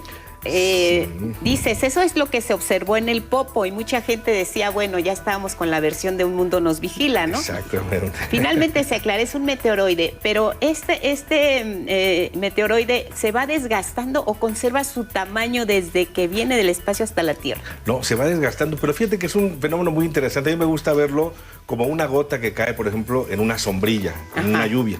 Cuando la gota cae en la sombrilla, pues pega, obviamente, el tamaño original y al momento de resbalarse por la superficie pues de esta sombrilla, va perdiendo justamente su masa, pero también hace este recorrido, ¿no? Que es justamente lo que nosotros vemos en el cielo. Al impactarse en la atmósfera, pues se quema y pues lanza estas estrellas fugaces y pues es importante saber que es un meteoroide, pero no por eso no dejemos de pedir un buen deseo a una estrella fugaz. Eso es lo más importante. Es lo que más nos gusta. Lo vamos a ver entonces y pedir el deseo. Vemos este video. Gracias, Rafa. Gracias, Rafa. Hasta mañana. Nos vemos mañana. Y seguimos con más información porque de acuerdo con el informe mensual de seguridad de aquí de la Ciudad de México, los delitos de alto impacto se redujeron de manera significativa. La jefa de gobierno, Clara Brugada, dio a conocer las cifras, además de las acciones que se siguen implementando para fortalecer la seguridad. Los detalles. Durante enero, la incidencia delictiva en la Ciudad de México se redujo a la cifra más baja desde el 2018. En su informe mensual de seguridad, la jefa de gobierno, Clara Brugada, informó que los delitos de alto impacto se redujeron en 61.8%. En 2018, ahorita van a dar más los datos, teníamos 154 delitos diarios. En 2024, 64 delitos en promedio diarios.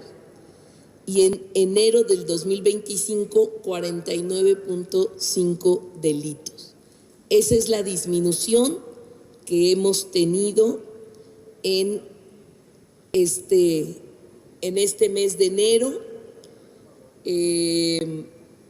Y no solo una disminución, la más baja de delitos de alto impacto desde antes del 2018. En lo que va del sexenio, se ha detenido a 2.966 personas generadoras de violencia y se ha desarticulado 11 células delictivas. De estos, 1.432 personas fueron vinculadas a proceso por delitos de alto impacto. En el combate a la extorsión y al robo de autopartes y vehículos también hay buenos resultados.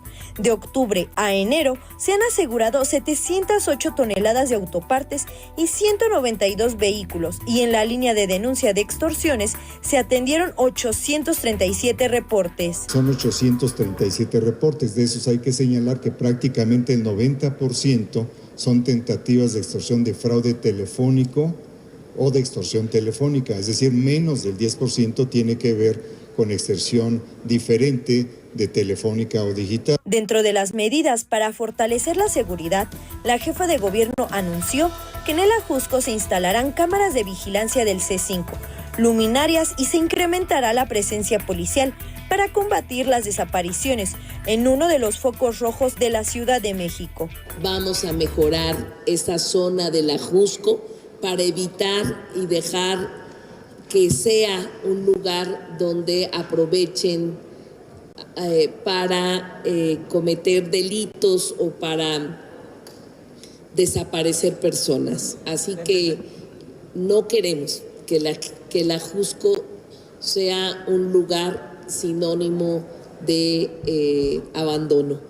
Vamos a intervenir, vamos a apoyar, vamos a transformar la situación. La jefa de gobierno afirmó que no cejarán hasta que la Ciudad de México se convierta en un territorio de paz e igualdad. El compromiso de nuestro gobierno es hacer de la Ciudad de México un territorio de paz y de igualdad. Y vamos a trabajar todos los días para seguir avanzando en él. Con imágenes de Jorge Bejarano y Yair Maya, 11 Noticias, Gabriela Jiménez. Vamos con otros temas porque la presidenta Claudia Sheinbaum rechazó las acusaciones que le ha hecho la oposición respecto a que intervino en los procesos de insaculación del Poder Ejecutivo y Legislativo para elegir a candidatas y candidatos a personas juzgadoras en la elección del Poder Judicial que se va a realizar el próximo 1 de junio. Las comisiones del Ejecutivo y del Legislativo pues hicieron su trabajo y pues ya están los nombres, ¿no? Yo, fíjense, no participé de ninguna manera en el proceso.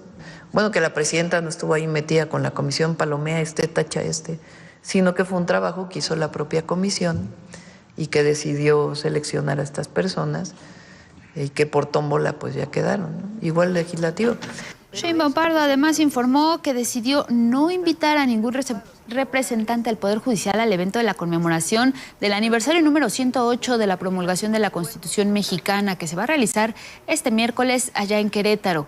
Esto ocurre luego de que el Comité de Evaluación del Poder Judicial renunciara a continuar con el proceso de selección de personas aspirantes a ocupar algún cargo como juzgadoras, pese a que el Tribunal Electoral le ordenó a ese organismo continuar con el proceso de la elección judicial.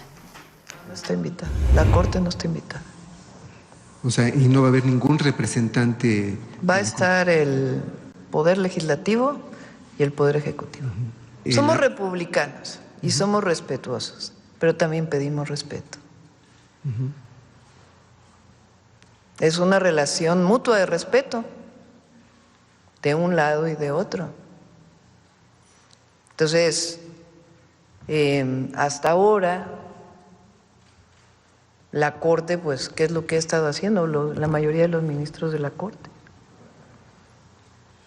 Entonces, en esta ocasión, sí, tomé la decisión de que es un acto republicano, pero la Corte también debe respetar al Ejecutivo y al Legislativo, y debe respetar la Constitución. Entonces, en esta ocasión,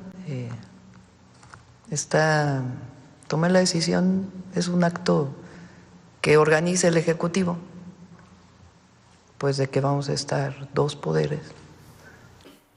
Y en el quién es quién en los precios, el Procurador Federal del Consumidor Iván Escalante exhibió a 37 gasolineras de la zona metropolitana de Monterrey. Ahí ya no son centavitos ni litros de al litro, ya se habla de pesos, 26.50 el litro de combustible, 3 pesos por arriba del promedio nacional, y la gran mayoría son centros de abasto Oxxo Gas.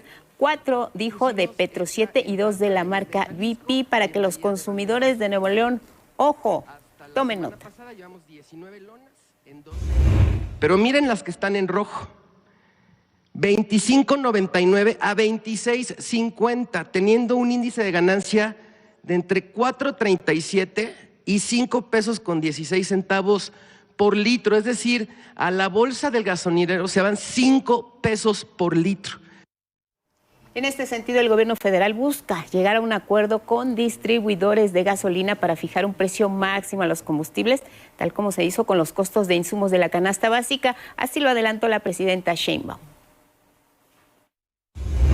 Entre todos, hagamos un acuerdo voluntario de decir, a ver, veamos cuál es el costo, pongámonos de acuerdo. ¿Cuánto es de Pemex? ¿Cuánto cuesta la gasolina de importación? ¿Cuánto es la parte del IEPS? ¿Cuánto es la parte del IVA? ¿Cuál es la parte de la ganancia para Pemex? ¿Cuál es la parte de la ganancia para los gasolineros? Y establezcamos entre todos de manera voluntaria un precio máximo, de tal manera que no tengamos que estar pues ahí en la persecución de las gasolineras que están con precios extremadamente altos. Entonces, este es algo al que... La presidenta detalló que en estas mesas de trabajo participa la Profeco, la Agencia de Seguridad, Energía y Ambiente, así como Pemex y la Secretaría de Energía, y explicó que el principal objetivo es beneficiar a las y los consumidores. Y ahora, como parte de nuestro noticiario, nos vamos a enlazar hasta Palacio Nacional a la conferencia matutina. Pausa y regresamos.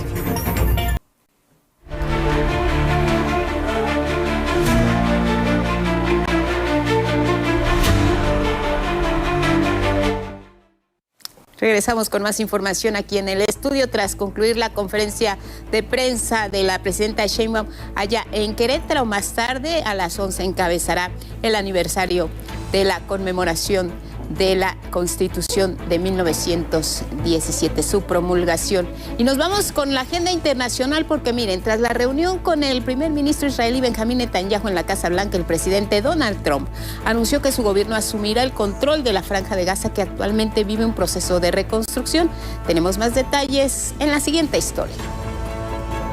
Con el apoyo incondicional al gobierno israelí, el presidente de Estados Unidos, Donald Trump, anunció que asumirá el control de la Franja de Gaza y reclamó la desocupación de los habitantes palestinos, en lo que organismos internacionales de derechos humanos han descrito como un intento de limpieza étnica.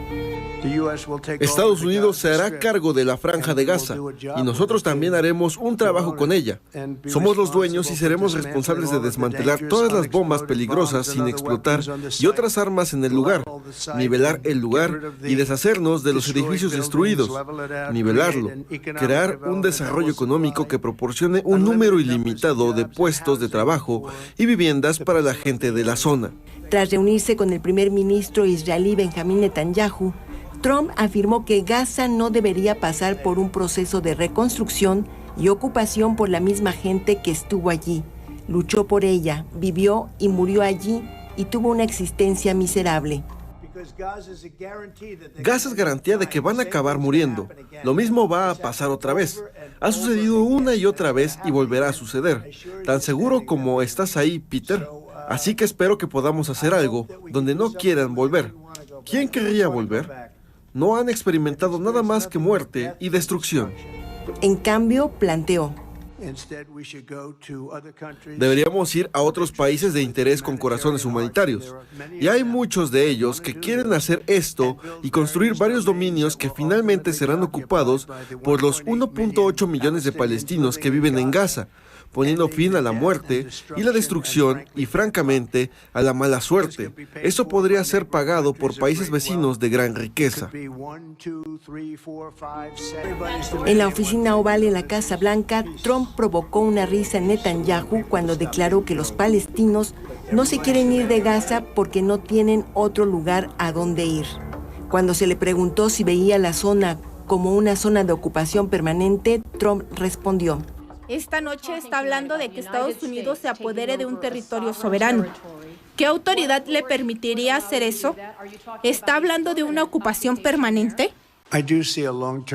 Veo una posición de propiedad a largo plazo y creo que traerá una gran estabilidad a esa parte del Medio Oriente y tal vez a todo el Medio Oriente. La organización palestina Hamás respondió que los planes de reubicación de Trump en Gaza son la receta para crear caos y tensión. El embajador palestino ante la ONU, Riyad Mansour, aseguró que los líderes mundiales y los pueblos deberían respetar el deseo de los palestinos de permanecer en Gaza. Señaló que a pesar de estar destruida, el pueblo palestino ha elegido la opción de regresar. La propuesta de Trump, planteada inicialmente el 27 de enero, fue rechazada por Egipto y Jordania, países que propuso como destino para los ciudadanos palestinos. También se sumaron los ministros de los países árabes. Rechazaron el desplazamiento de los palestinos de la Franja de Gaza, la demolición de sus viviendas y la anexión de tierras. A pocos metros de la Casa Blanca llegaron personas israelíes que en una manifestación reclamaron a Netanyahu haber retrasado el acuerdo que aún mantiene cautivos a decenas de rehenes. Por la noche, Washington vivió otra protesta, en este caso de manifestantes pro-palestinos. En otro frente, más temprano, Trump firmó una orden ejecutiva que establece ejercer máxima presión sobre Irán con el fin de garantizar que ese país no cuente con un arma nuclear. Y bueno, vamos a Suecia, y es que un tiroteo en una escuela para adultos dejó al menos 11 personas fallecidas y varias más heridas. Este ataque ocurrió en la ciudad de Örebro, a 200 kilómetros de Estocolmo, en un centro educativo que imparte clases de sueco para personas migrantes y formación especial para personas con discapacidad intelectual. La policía de la región ha descartado que se trate de un acto terrorista, pero investigan si el atacante abatido en el lugar tenía cómplices. Tenemos al autor principal, aunque no descartamos conexiones con otras personas. La policía no lo conocía de antes y no tiene afiliaciones con pandillas. Lo que creemos es que fue un autor solitario. Una testigo relató el tiroteo considerado por las autoridades como el peor en un centro educativo en la historia de ese país. Un hombre que estaba a mi lado recibió un disparo en el hombro. Sangraba mucho.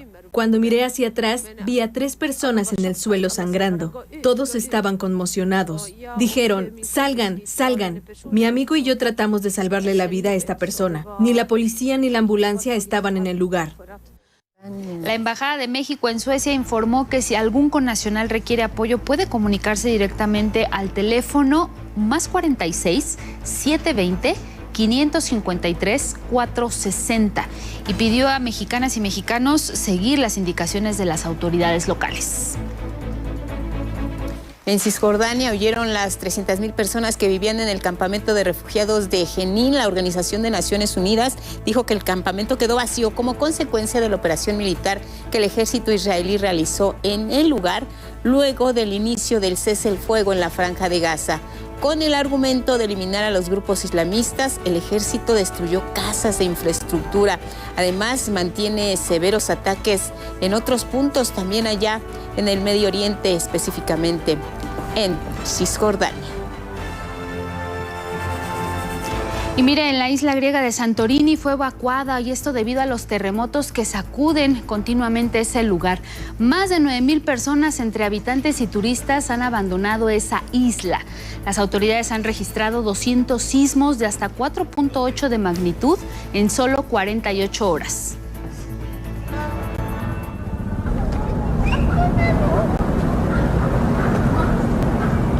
Las autoridades locales del lugar, en que viven 25,000 personas, canceló los eventos públicos, restringió los viajes a la isla y prohibió los trabajos de construcción. Los sismos se han sentido en otras 9 islas del archipiélago y en al menos 4 cerraron las escuelas hasta el próximo viernes. Cerramos en India. Este miércoles aterrizó en la ciudad de Amritsar el primer avión militar con 104 ciudadanos de la India deportados de Estados Unidos. Este es el primer vuelo que llega al país desde el arribo de Donald Trump a la Casa Blanca. Cabe mencionar que Nueva Delhi ha garantizado su total cooperación en lo relativo a la deportación de las y los ciudadanos de este país. De acuerdo con autoridades estadounidenses, se han identificado al menos 18,000 personas originarias de la India. Y ahora vamos a revisar los temas que destacan algunos diarios en el mundo. Vamos a comenzar con el portal de Al Jazeera. Habla de este plan del presidente de Estados Unidos, Donald Trump, de hacerse cargo de la Franja de Gaza, de desplazar a las personas palestinas o a países vecinos y desarrollar el territorio para que la gente del mundo viva ahí. En tanto, Francesca Albanese, relatora especial de las Naciones Unidas, señaló que el plan de Trump es ilegal, inmoral e irresponsable, además de que cometería un crimen internacional por el desplazamiento forzado. En tanto que la organización Hamas respondió que la propuesta del mandatario estadounidense es una receta para el caos y la tensión en la región, es lo que está destacando este portal, y que las personas en Gaza no permitirán que eso pase. Vámonos ahora hasta Estados Unidos con The New York Times, que también hace mención a este plan anunciado por Donald Trump de tomar control de Gaza como territorio de Estados Unidos, y que este proyecto busca reubicar a personas palestinas y reconstruir la devastación que ha dejado la guerra. En otra información también de portada de New York Times, habla sobre el tema de los aranceles impuestos por China como respuesta a la misma medida que implementó Estados Unidos. En la imagen principal de este diario se observa al primer ministro israelí Benjamín Netanyahu, y también está acompañado del presidente de Estados Unidos, Donald Trump. Y es que hay que recordar que el funcionario de Israel acudió a la Casa Blanca para una reunión con el mandatario estadounidense y bueno, posteriormente pues dieron a conocer sus anuncios. Vamos a terminar en España con El País. Su nota principal la titula de esta forma: China aguanta el pulso a Trump e impone sus propios aranceles. Las tasas son del 10 al 15% al petróleo, al gas y a los automóviles. Es lo que nos explica El País. En otra información también de portada refiere que una decena de fallecidos en el tiroteo más letal de la historia de Suecia. Es como titula este tema de la agresión en un centro de formación en la ciudad de Örebro, que le dábamos cuenta hace unos momentos. En la imagen principal de este diario se observa también esto que tuvo lugar en la Casa Blanca. Es el primer ministro de Israel, Benjamín Netanyahu, y también está el presidente de Estados Unidos, Donald Trump. Tuvieron una reunión ambos funcionarios y posteriormente pues dieron a conocer estos acuerdos a los que llegaron en esa reunión. Hasta aquí la información internacional.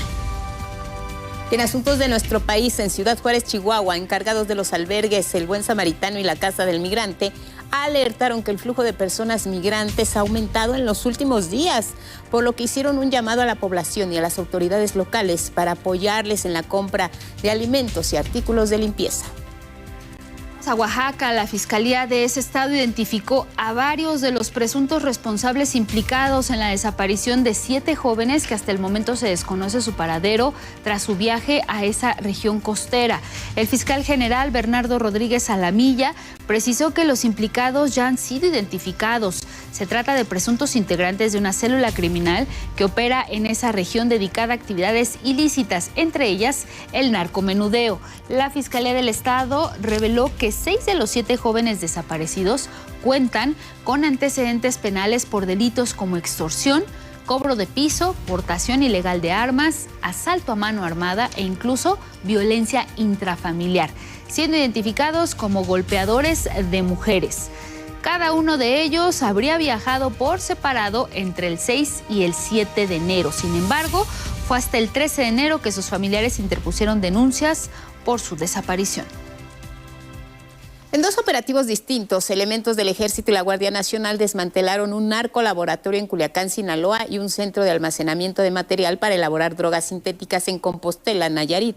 En estas acciones se aseguraron 19,000 litros y 9,000 kilos de diversas sustancias químicas, con lo que se evitó la producción de más de 9 toneladas de metanfetamina, equivalentes a más de 9.3 millones de dosis. En Coahuila, la Coordinación Nacional de Protección Civil informó que las operaciones para los siguientes días en la mina El Pinabete se centrarán en la búsqueda del último de los 10 trabajadores que quedaron atrapados, esto tras el derrumbe en la mina carbonífera en agosto de 2022. La Coordinadora Nacional de Protección Civil, Laura Velázquez, encabezó una reunión con especialistas de la Comisión Federal de Electricidad y de la Fiscalía General del Estado de Coahuila. Vamos a Guanajuato. Fueron detenidas 5 personas, entre ellas una mujer identificada como Esmeralda, presunta pareja sentimental de Luis Antonio Yepes, hijo del supuesto ex líder del cártel de Santa Rosa de Lima, José Antonio Yepes, El Marro. En el operativo participó el Ejército, la Guardia Nacional y la Policía Estatal. En Angostura, Sinaloa, fueron evacuados más de 120 niñas y niños, así como maestras y maestros de la primaria Agustina Ramírez. Esto debido a una fuga de gas de amoníaco en un terreno agrícola cercano al plantel. Elementos de bomberos, Protección Civil y Cruz Roja atendieron a los menores, los cuales no presentaban intoxicaciones graves. Nuevo León, ahí fue detenido el presunto homicida Arnoldo Jiménez Rochel en San Pedro Garza García, uno de los más buscados por la Oficina Federal de Investigaciones, el FBI, y por quien se ofreció una recompensa de $250,000. Originario de Texas y de 42 años de edad, el estadounidense era buscado por matar a su esposa el 12 de mayo de 2012, un día después de su boda. En Burbank, Illinois, el 17 de mayo del 2012 se giró una segunda aprehensión por darse a la fuga para evitar su procesamiento.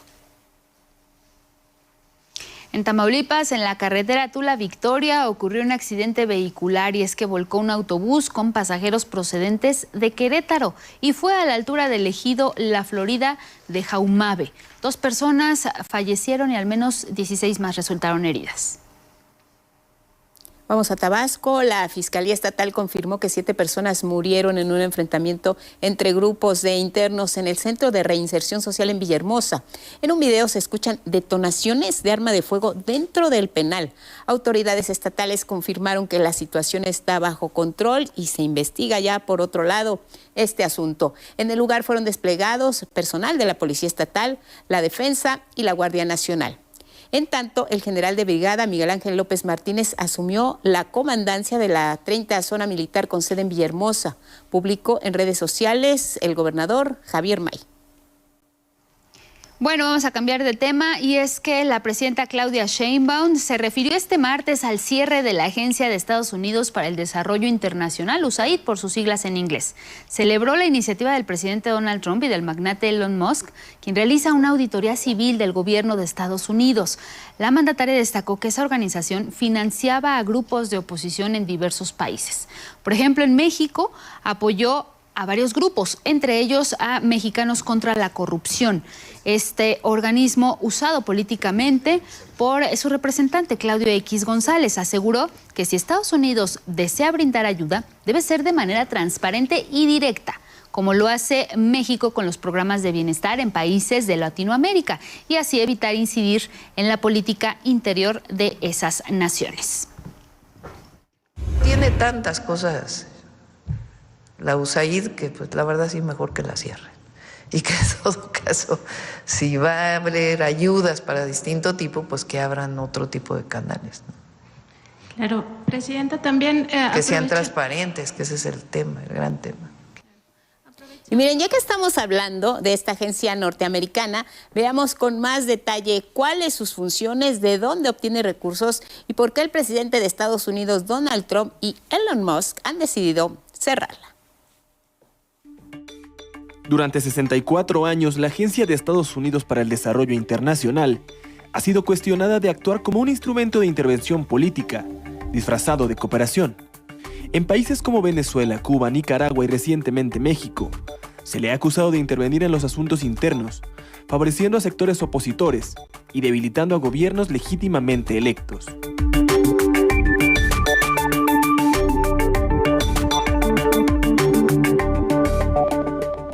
En nuestro país, ha financiado organizaciones vinculadas a la oposición política, como es el caso de la Organización Mexicanos contra la Corrupción y la Impunidad de Claudio X González, la cual ha recibido millonarias sumas, como reflejan los 96 millones de pesos que recibió solo de 2021 a 2024. Otra entidad que también ha recibido un apoyo significativo es México Evalúa, dirigida por Mario Amparo Casar, y que obtuvo hasta 3.1 millones de dólares. Además de estas dos, existen otras ligadas a la oposición, como IMCO, Data Cívica y Prointegridad, quienes también han recibido apoyo de esta fuente por más de 80 millones de dólares. Fuera de nuestras fronteras, el gobierno venezolano expulsó a la USAID, acusándola de promover actividades subversivas y de financiar al opositor Juan Guaidó. 260 millones para una supuesta asistencia humanitaria, 247 millones para una supuesta asistencia al desarrollo. Pero además le dieron 200 millones de un fondo que llamaban Fondo del Desarrollo. En Nicaragua, la situación ha sido similar.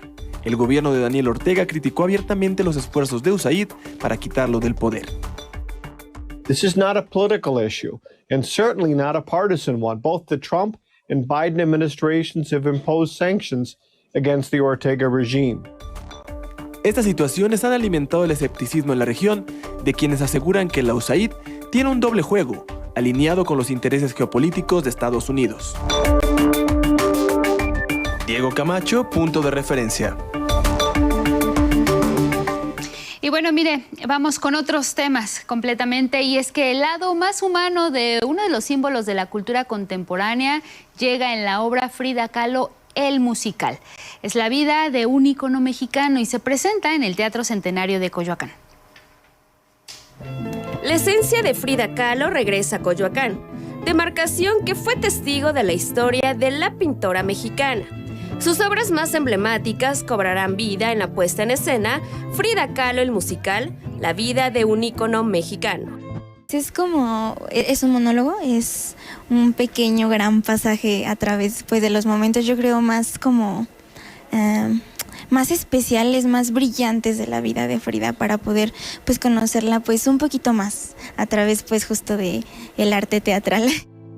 La pasión, el arte y el amor que marcaron su historia se mostrarán a través de la música que a ella le gustaba: el guapango, los boleros, el tango y el mariachi.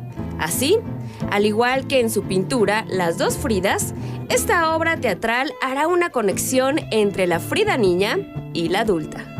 Estos dos entes que juegan a través del tiempo en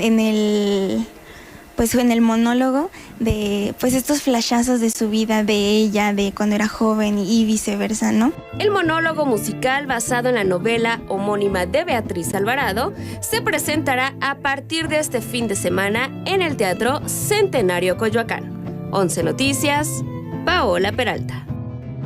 Vámonos con la música. Eugenia León estrena en voz femenina un éxito de la década de los 70s. Ya no llores, compuesto por Cornelio Reina. ¿Qué les parece? Vámonos con los detalles. Eugenia León es la primera mujer que graba Ya no llores, una canción que compuso Cornelio Reina. Ya no llores, mujer, ya no estés triste, porque vas a acabarte tú misma. Me llamó la atención, y además por la manera cariñosa en que se expresa, y que me hizo pensar incluso en unas tías que he tenido, que cada vez que iba a verlas, si había fiesta, lloraban. Si había velorio, obviamente lloraban. Si estaban de buenas, lloraban. O sea, todo el tiempo había un estado general de tristeza. Se trata de un tema de los años 70, cuando las mujeres no tenían un papel protagónico en la sociedad y mucho menos en la música. No, para ese tiempo se veía mal que la mujer tuviera acceso al gozo, al placer, a la risa, porque se les tachaba de banales, de frívolas, de no cumplir con su papel como señoras de su casa, ¿no? Convencida de que no debemos vivir en una inercia de tristeza, Eugenia León decidió dedicar esta canción a las mujeres. Y en estos tiempos en que estamos recuperándonos tanto, recuperar nuestro sentido de la vida con gozo, empoderadas, como decíamos, las cosas malas a veces no las podemos evitar que nos sucedan, pero no podemos vivir en esa condición sufriente todo el tiempo. Es como apoyar a aquellas que todavía tienen ese estado de depresión, de tristeza continua, y que es simplemente un abrazo. Ya no llores está disponible en plataformas digitales. 11 Noticias, Sandra Sitle. Seguimos con la música porque medio siglo después de su separación, The Beatles volvieron a ganar un premio, y esto por una canción que fue concluida y recreada con inteligencia artificial. Les contamos de qué se trata.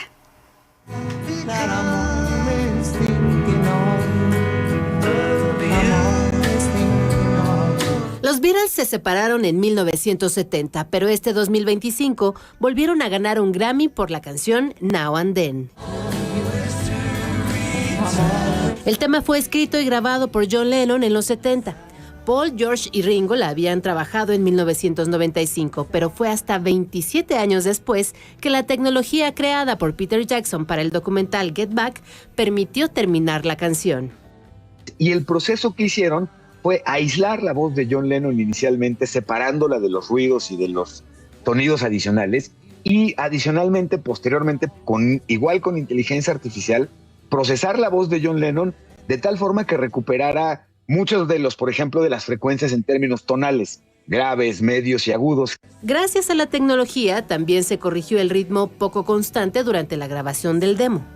Impresionante lo que lograron, pero además me parece que es una muestra muy interesante de cómo el uso de inteligencia artificial no necesariamente suple la creatividad, ni suple, por supuesto, en ningún momento a una persona o a un artista, pero cómo sí puede enriquecer procesos previos que hoy se escuchen con una calidad que incluso en su momento no habrían podido ni soñar tener.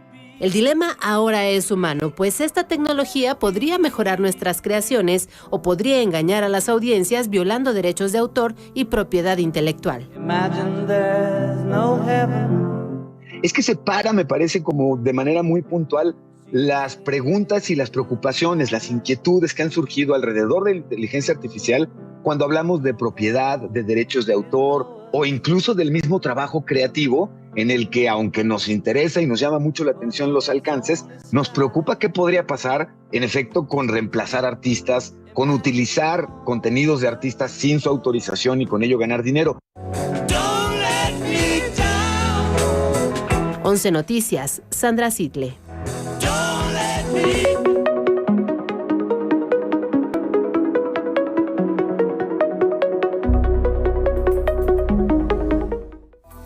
Vamos ahora a ver la historia de un niño de Irak quien demostró a su corta edad tener conciencia y respeto por el medio ambiente. Él es Ahmed. A sus 9 años de edad, ha ganado popularidad entre los estudiantes de la ciudad de Basora, en Irak, gracias a este libro ilustrado. Con el título Ayudemos al planeta, aporta elementos para que su generación tome conciencia sobre la importancia de vivir en un entorno limpio y saludable. Comencé a escribir el libro hace un año, cuando comencé a entender qué son los contaminantes. Pensé en los temas y se convirtieron en 29 páginas. La inspiración del texto le llegó en un vuelo de avión, cuando regresó con su familia de Estados Unidos en 2019. Tuvieron que abandonar Irak tras el conflicto armado que derrocó a Saddam Hussein. Su padre recuerda el impacto que le causó llegar a un entorno tan seco y contaminado por la producción de hidrocarburos. Cuando regresamos de Estados Unidos en 2019, lo primero que notó Ahmed fue que el terreno parecía desértico. Desde el avión me preguntaba, ¿Basora es un desierto? Le dije que hay zonas verdes, pero la mayor parte es desierto. El libro de Ahmed ha sido apoyado paradójicamente por una petrolera de Irak y lanzó una primera edición con 1000 copias, en inglés y en árabe, y se distribuyen de forma gratuita. Ha tenido un buen recibimiento entre las escuelas de su localidad. Y lo más importante... Pues ya nos vamos, les queremos agradecer como siempre su atención y compañía, gracias a quienes...